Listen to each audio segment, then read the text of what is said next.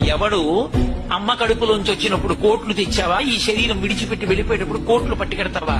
Alexander the world conqueror అనిపించుకున్నవాడు శరీరం విడిచిపెట్టే ముందు చెప్పుకున్నాడు, శవ పేటికలోంచి రెండు చేతులు ఇలా బయట పెట్టేసినవి పాతి పెట్టేసి బయట పైన బోర్డు పెట్టండి, Alexander the world conqueror who has conquered the entire world left this world without taking even a single naya paisa with him, stretching his hands like this.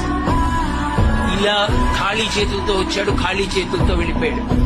నువ్వు పట్టుకెళ్లేది ఏదైనా ఉంటే నీళ్లతో తడిపిన, బట్టతో తుడిచిన, ఎప్పుడూ చెరిగిపోని గీతలు గీసిన శిల్పి ఉన్నాడే పరమేశ్వరుడు.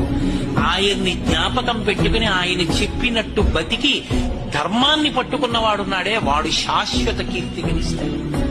వాడు ఆ వంశంలో పుట్టిన కారణం చేత ఆ వంశం అంతా తరిస్తుంది. ఒక రఘుమహారాజు గారు పుట్టాడు, ఇక్ష్వాకు వంశం రఘువంశమైంది. ఒక్క రామచంద్రమూర్తి పుట్టారు, యుగాలు మారిపోయినా రామచంద్రమూర్తి నామం చెప్పుకుంటూనే ఉన్నాం. ఒక ధర్మరాజు గారు మహానుభావుడు, ఆయన పేరు చెప్తే చాలు పరవశించిపోతాం.